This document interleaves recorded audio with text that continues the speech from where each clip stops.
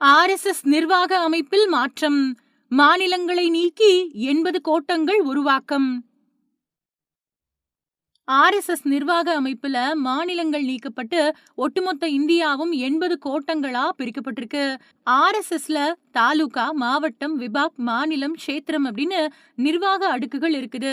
பெரிய மாநிலங்களை 2ல இருந்து 6 மாநிலங்களா ஆர்எஸ்எஸ் பிரிச்சிருக்கு. தமிழகம் 2 மாநிலங்களா பிரிக்கப்பட்டிருக்கு. மொத்தமா 45 மாநிலங்கள் இருக்கு.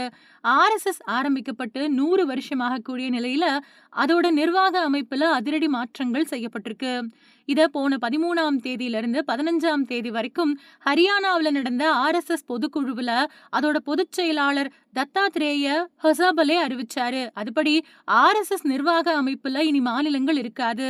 அதுக்கு பதிலா ஒட்டுமொத்த நாடும் 80 சம்பக், அதாவது கோட்டங்களா பிரிக்கப்படும். 4ல இருந்து 6 கோட்டங்கள் பிரதேசம் அப்படின்னு அழைக்கப்படும். ஏற்கனவே இருக்கக்கூடிய விபாக், க்ஷேத்திரம் தொடரும் அப்படின்னு அறிவிக்கப்பட்டிருக்கு.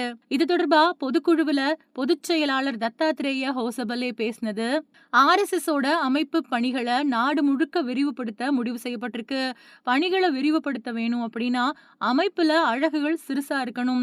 அப்பதான் சுற்றுப்பயணம் எளிதா இருக்கும். எல்லா பகுதிகளிலையும் கவனம் செலுத்த முடியும். இந்த நோக்கத்துல ஆலோசனை பண்ணி புதிய முயற்சியா இப்ப இருக்கக்கூடிய மாநிலங்களுக்கு பதிலா கோட்டயங்களை உருவாக்க முடிவு பண்ணப்பட்டிருக்கு. இந்த புதிய கட்டமைப்பு 100ஆண்டு விழா முடிஞ்சதும் நடைமுறைக்கு வரும். அதுவே இப்போதைக்கு இருக்கக்கூடிய நிலையை தொடரும். அது வரைக்கும் இப்ப இருக்கக்கூடிய நிலைமை தொடரும். இந்த மாற்றங்களால 80க்கும் அதிகமான கோட்டங்கள் உருவாகும்.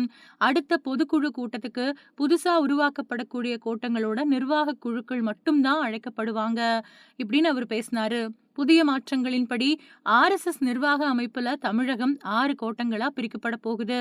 மாநில தலைவர், மாநில செயலாளர், மாநில அமைப்பாளர் மாதிரியான பொறுப்புகள் கோட்டத் தலைவர், செயலாளர், அமைப்பாளர் அப்படின்னும் மாறும் அப்படின்னு இந்த அமைப்பினர் தெரிவிச்சிருக்காங்க.